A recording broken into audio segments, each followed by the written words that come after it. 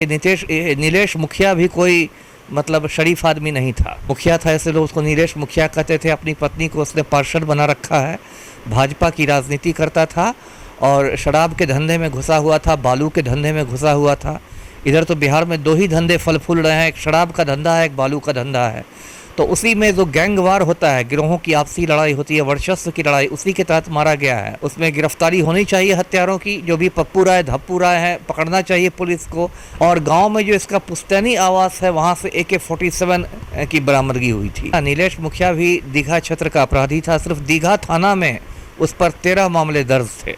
देखिए, जो नीलेश मुखिया कांड हुआ था उसमें जो मेरी जानकारी है 4-5 लोग उसमें बनाए गए थे, नामजद अभियुक्त बनाए गए थे। मेन अभियुक्त 2 भाई हैं, पप्पू राय और धप्पू राय। इसका जो मुख्यमंत्री है वो माफिया डॉन के सामने चपरासी की तरह हाथ पैर जोड़कर खड़ा रहे। जो अपराधी लोग हैं उनका मनोबल इतना बढ़ा हुआ है कि आम लोगों पर सर्जिकल स्ट्राइक कर रहे हैं। कहाँ बिहार में तो कानून व्यवस्था ध्वस्त हो चुकी है पूरी तरह। ये एक अंधेर नगरी है और एक चौपट राजा हमारे बैठे हैं पलटू राम। आनंद मोहन ने एक कृष्णिया साहब नाम के IAS पदाधिकारी की हत्या की थी और अभी पलटू राम को राजपूत वोट बैंक में सिंधमारी करनी है। तो इसके लिए आनंद मोहन को जेल से बाहर छोड़ दिया गया वक्त के पहले। नमस्कार, आप देख रहे हैं NBC 24 और मैं हूं आप सभी के साथ ब्रह्मचारी आशीष। नीलेश मुखिया को दम तोड़े हुए 3 दिन हो चुके हैं, लेकिन फिर भी कहीं ना कहीं सरकार मुख्य आरोपियों को पकड़ पाने में विफल रही है।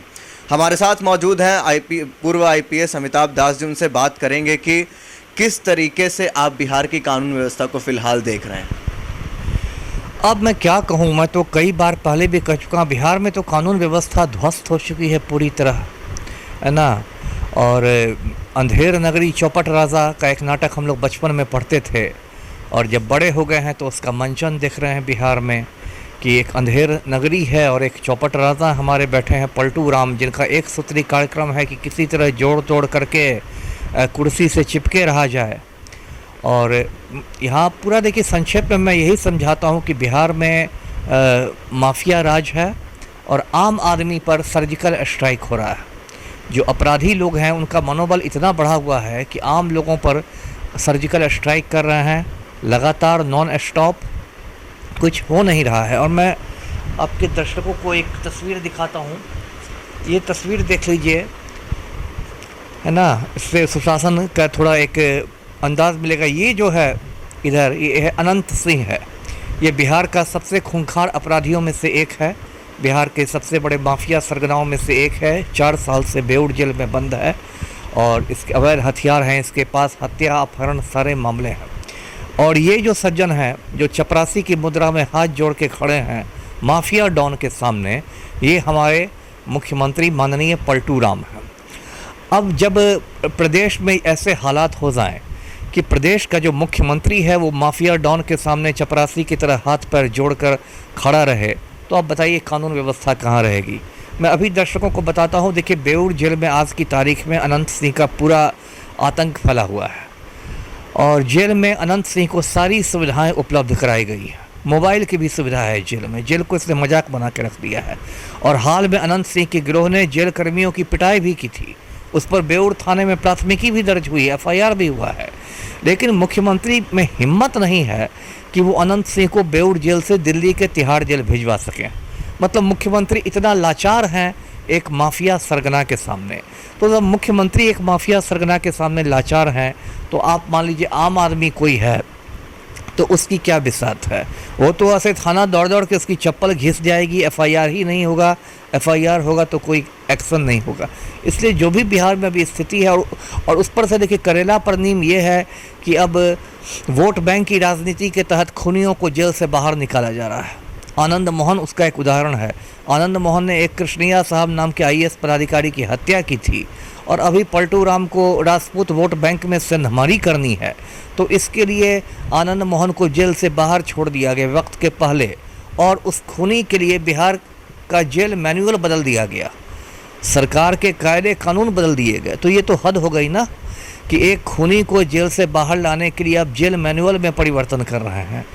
तो इसमें आप क्या एक्सपेक्ट कर सकते हैं। और देखिए, मतलब तो राजधानी है पटना, यहाँ तो मुख्यालय है पुलिस का, सरकार चल रही है, सचिवालय है, तब भी कोई डर है। आए दिन मतलब दिन दहाड़े लोगों की हत्याएं हो रही हैं और अपराधी लोग छुट्टा घूम रहे हैं, तो अब इस पर मैं क्या कहूँ जी। आपने कहा कि अनंत सिंह के बारे में अपराधी हैं, अनंत सिंह कहते हैं कि मेरे ऊपर जानबूझ करके आरोप लगाए जा रहे हैं। नहीं, अपराधी हैं वो मैंने थोड़े कहा है, वो तो कोर्ट से सज़ा याफ्ता हो चुके हैं। माननीय न्यायालय ने अनंत सिंह को 2-2 मामले में 10-10 बरस की सज़ा सुनाई है।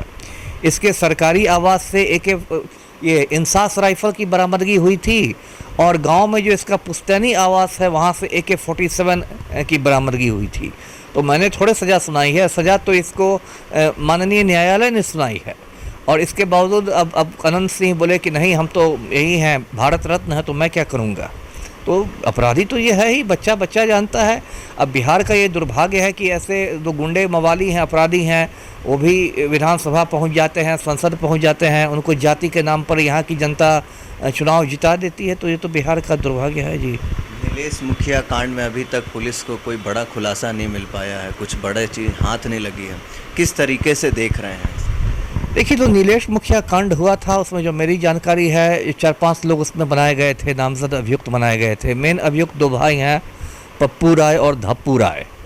और जो पहले भी मैंने आपके चैनल को बताया था, ये नीलेश मुखिया भी कोई मतलब शरीफ आदमी नहीं था, है ना। नीलेश मुखिया भी दीघा क्षेत्र का अपराधी था। सिर्फ दीघा थाना में उस पर 13 मामले दर्ज थे और वो भी उस क्षेत्र का दबंग आदमी था। उसका असली नाम नीलेश यादव था, मुखिया था, ऐसे लोग उसको नीलेश मुखिया कहते थे। अपनी पत्नी को उसने पार्षद बना रखा है, भाजपा की राजनीति करता था और शराब के धंधे में घुसा हुआ था, बालू के धंधे में घुसा हुआ था।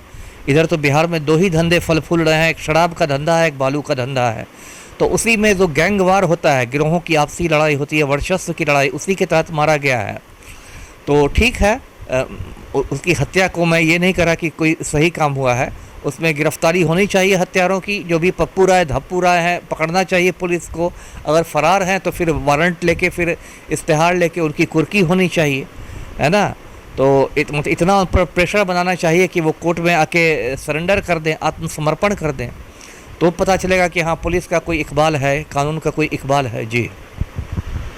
तो सुना आपने, हमारे साथ थे अमिताभ दास जी। उनका साफ कहना है कि बिहार में जो कानून व्यवस्था है उसको ताक पर रख दी गई है। नीतीश कुमार अपने फ़ायदे के लिए कहीं ना कहीं राजपूत वोट में सेंधमारी के लिए आनंद मोहन को बाहर निकलवाने में कानून के प्रावधानों में भी बदलाव कर दिए। उसी के साथ साथ पप्पू राय, धप्पू राय या फिर तमाम और जो हत्यारे जो नामजद हैं उनको जल्द से जल्द गिरफ्तार किया जाए।